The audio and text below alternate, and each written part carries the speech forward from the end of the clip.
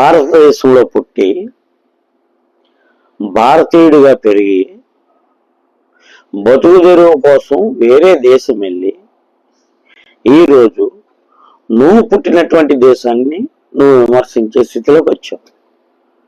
నువ్వు చదువుకున్న చదువులో ఒకటి విన్నావో లేదో,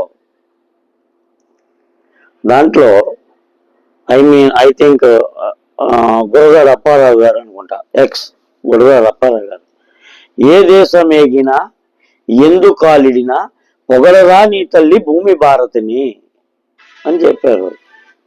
అయితే నువ్వు నీకు ఇష్టం లేకపోతే నా దేశాన్ని మన దేశాన్ని పొగడకపోయినా పర్వాలే, కానీ తిట్టడానికి నీకు అధికారం ఎవరిచ్చారు? అసలు పుట్టింది ఎక్కడ? నీ ఆరిజిన్ ఎక్కడ? నీ తల్లిదండ్రులు ఎక్కడ? నీది ఏ దేశం? నువ్వు ఇతర దేశాలు ఎందుకు వెళ్ళావు? ఒక రాజ్యాధికారాన్ని చేయడానికి వెళ్ళావా, లేదా బతకడానికి వెళ్ళావా? సరే, బతకడానికి వెళ్ళావు. యూట్యూబ్ అవ్వచ్చు, ట్విట్టర్ అవ్వచ్చు, ఇన్స్టాగ్రామ్ అవ్వచ్చు, ఇవన్నిటినీ నువ్వు డబ్బులు సంపాదించుకోవడానికి మాత్రమే తయారు చేసుకున్నావు, భారతదేశాన్ని తిట్టడానికి కాదు. డబ్బులు సంపాదించుకుందాం అన్నప్పుడు డబ్బులు సంపాదించుకో. దేశం మీద నీకు ఇష్టం లేదు, నువ్వు ఇతర దేశ సభ్యత్వం తీసుకుంటావో, ఇతర దేశస్తులతో వెళ్ళిపోతావో, నువ్వు ఏదంటే చేసుకో, అది నీ ఇష్టం. కానీ నా దేశాన్ని మన దేశాన్ని నువ్వు తిడితే ఒప్పుకునే పరిస్థితి లేదు. నీకు ఒక విషయం అర్థమవుతుందో లేదో, మనకు ఎవరైతే హిందూ మత ప్రచారాన్ని చేసేటువంటి, లేకపోతే ఒక మంచి మాటలు చెప్పేటటువంటి, ఎవరైతే భారతదేశ సనాతన ధర్మం ప్రకారం ఈ రకంగా ఉండాలనేటువంటి పెద్దలు తిడతావు. బట్టలు వేసుకోకుండా ఉంటే తప్పేంటి? వాళ్ళు ఏ బట్టలు వేసుకోకపోయినా పర్వాలేదు, వాళ్ళకి ఫ్రీడమ్ కావాలి అని నువ్వు ఇతర దేశాల్లో ఏదైతే నువ్వు నేర్చుకున్నావో దాన్ని నా దేశానికి ఆపాదిస్తావు. నా దేశము మన దేశము పరిస్థితి ఏంటో నీకు తెలియదా?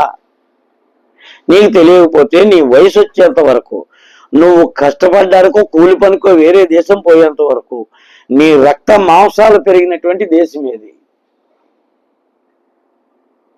ఆ దేశంలో నువ్వు ఉన్నప్పుడు నీకు అదర్ కంట్రీస్ యొక్క విధానం నీకు నచ్చింది, అక్కడ పౌరసత్వాన్ని తీసుకుని ఉండిపో. నిన్నెవరుద్దన్నాడు? అక్కడ బాగుందని చెప్పేసి నా దేశాన్ని తిట్టినాక నీకు అధికారం ఇచ్చాడు? నువ్వు అక్కడే ఉండు, నువ్వు అక్కడే బతుకు, నువ్వు యూట్యూబ్ చేసుకో, లక్షలు సంపాదించుకో, కోట్లు సంపాదించుకో, కానీ నా దేశాన్ని ఒక్క మాట చెప్పేవారు. బ్రిటిష్ కాలంలో యుద్ధాలు ఎందుకు జరిగాయో నీకు తెలుసు.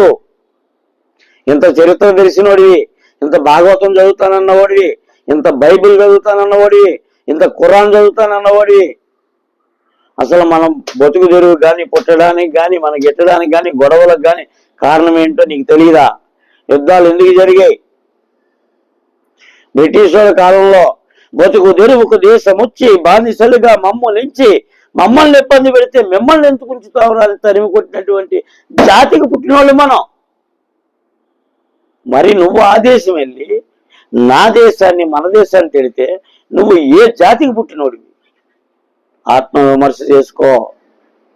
డబ్బే ప్రధానం అంటే పలు రకాలు ఉన్నాయి, సంపాదించుకో.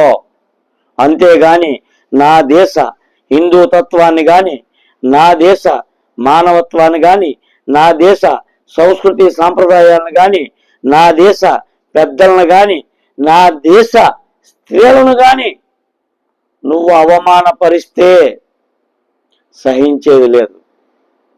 ఒకవేళ నిన్నేమీ చేయలేని పరిస్థితిలో, లేదా చట్టాల్లో ఉన్న లుసుకులతో నీ ఇష్టానుసారం నువ్వు వ్యవహరిస్తే, నేను వేరే దేశ పౌరసత్వం తీసుకున్నాను, లేదా విదేశాల్లో ఉన్నాను, అడ్రస్ లేకుండా తిరుగుతున్నాను, నన్ను ఎవరో పట్టుకోలేడనేటువంటి ధైర్యంతో నువ్వు తిరిగితే, ప్రజాగ్రహానికి నువ్వు గురైతే ఈ దేశంలో నువ్వు ఎప్పటికీ కూడా అడుగు పెట్టలేవు.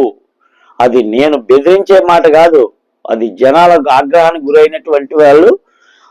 జన ఆగ్రహానికి ఎవరైతే గురయ్యారో వాళ్ళందరూ కూడా అగాధంలోకి పోయినటువంటి సందర్భాలు చాలా ఉన్నాయి, గుర్తుంచుకో. Good bye Gaya.